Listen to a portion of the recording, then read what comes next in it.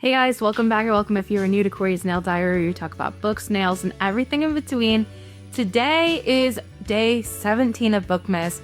I'm not gonna lie to you guys, I find that every day except for Wednesday, I'm really excited to show up for these videos, but for some reason Wednesday, I feel very I don't know, I'm just tired. I don't know. This was not my original plan for my video today. The one that I was supposed to do today, I'm doing a different day because I want to give you guys 110% for that one. So, thought it would be cute if it would be the top 25 books I read in 2025. So let's get right into it.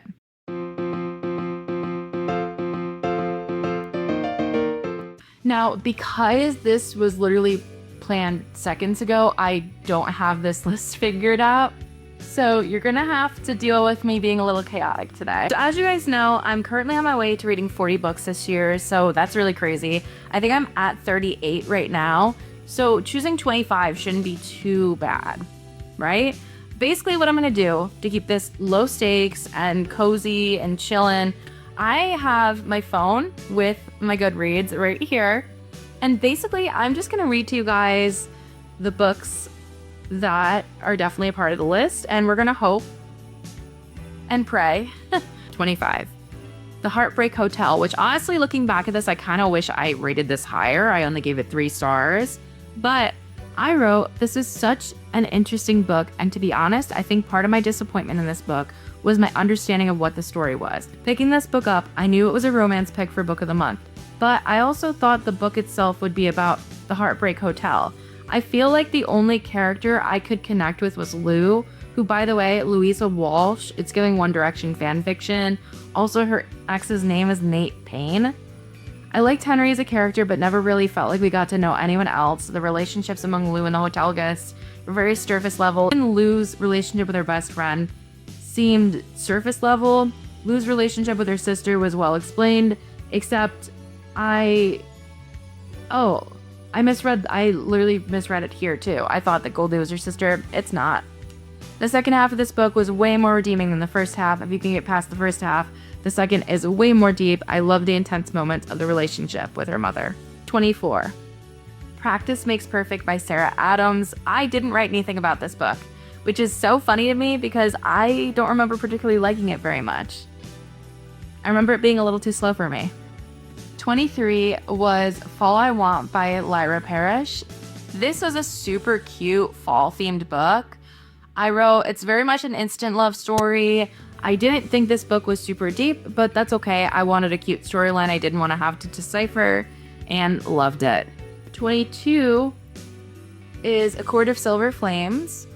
I wrote, Sarah J. Maas, The Woman You Are. I don't know how to describe it, but these books are so cozy.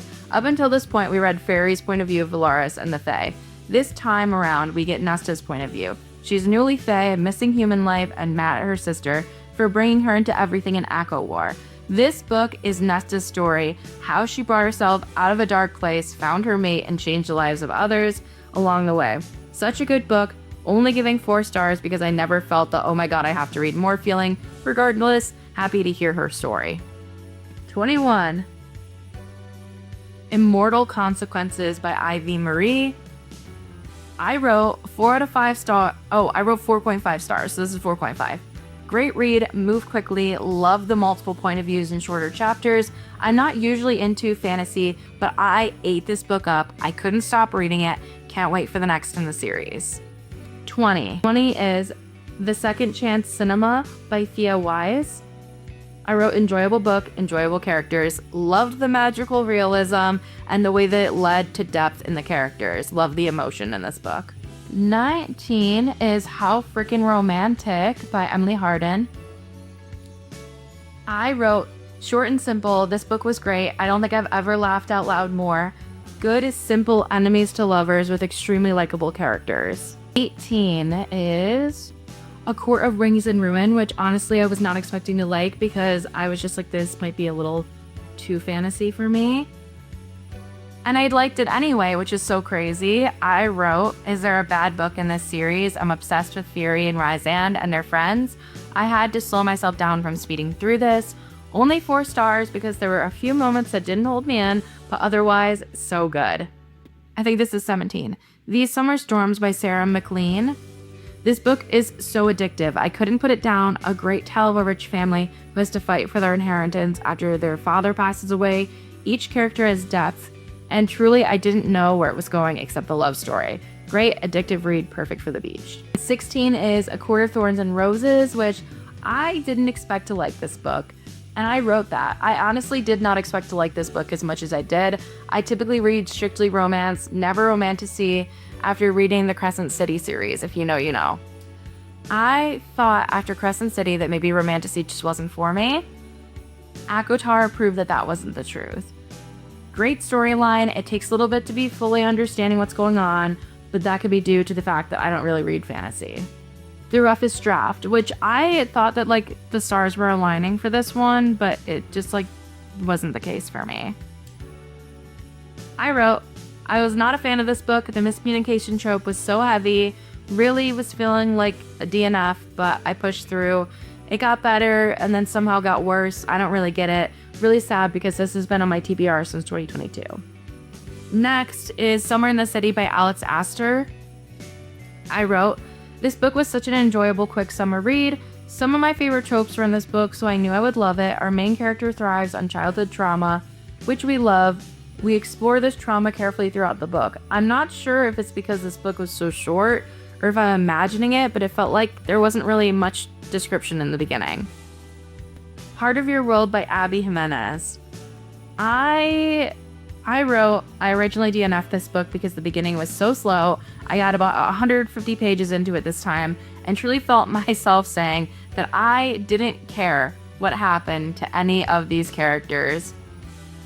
I decided to stick it out. Ending was emotional, kind of worth it, not my favorite.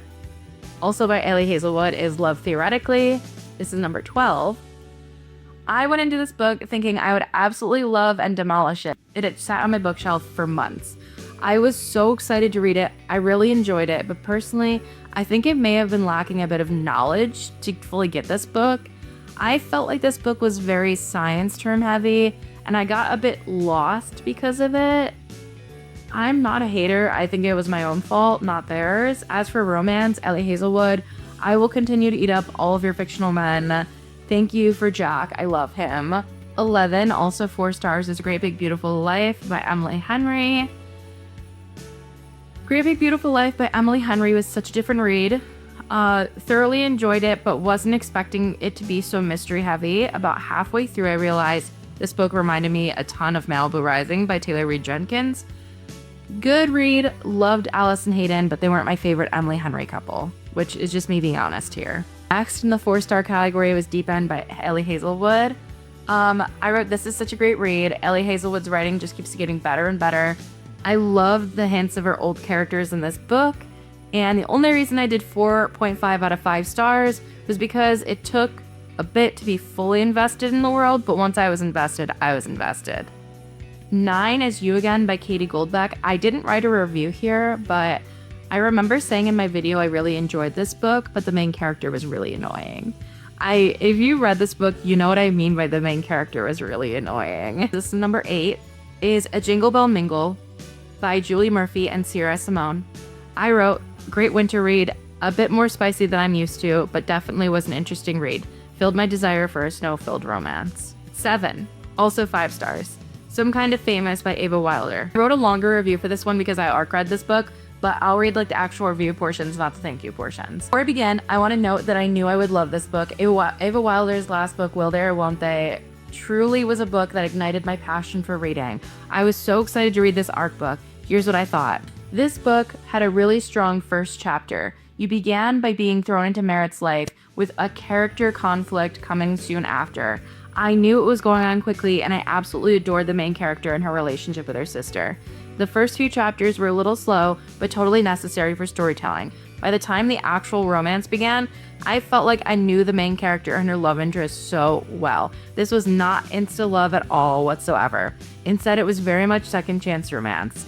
This book was so great, and I'm so thankful to have read it early. Next is The Court of Mist and Fury. I wrote, I genuinely had no clue where this book was going the entire time I read it.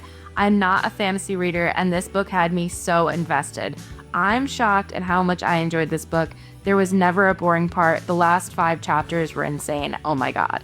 Number 5 is The Seven Husbands of Evelyn Hugo.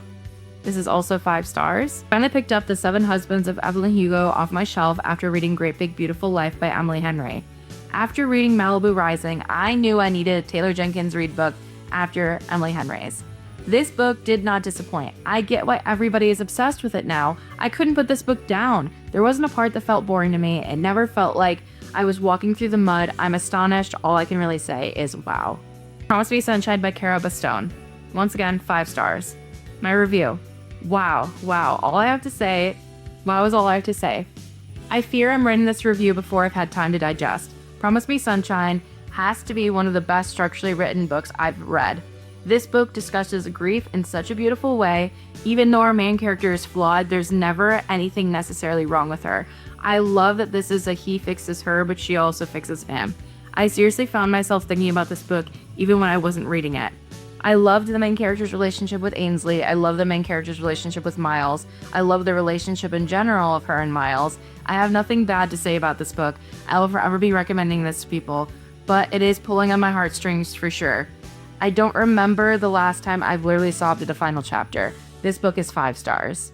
Number 3 is Passion Project by Lennon Sperry. I wrote, Passion Project was the new love I didn't see coming. I was so excited to pick up this book as my book of the month. I didn't know I would be reading a book that touched on such a realistic theme. Our main character is trying to be something for everyone else, but in the long run, she falls short of being something for herself. This is a love story for her and Henry as much as it's one for herself. As someone that struggles with anxiety, Bennett is the friend I never knew I needed. This character and her struggles were extremely realistic, and I loved that. My next 5-star was You Between the Lines, and I wrote, this book felt so real. The characters felt like they were my friends. The storyline was so good. Problems were extremely realistic. I laughed, I smiled, I cried. It felt amazing. I loved this book. Number 1 was definitely First Time Caller by B.K. Borison. This had 5 stars on my Goodreads. My review for it was, there wasn't a bad part of this book. The pages literally flew by. As you can tell, I clearly didn't... I eventually wrote more for my reviews, but I wasn't there yet. All right, and that's my super cozy version of my 25 favorite books I read in 2025. Let me know if you read any of these books down below. Let me know if you want to. And while you're there, hit subscribe, like this video, and make sure to go follow me on any other social media platform. I am Corey's Nail Diary on Instagram and TikTok. And thank you so much for tuning in. I'll see you tomorrow for day 18. Bye.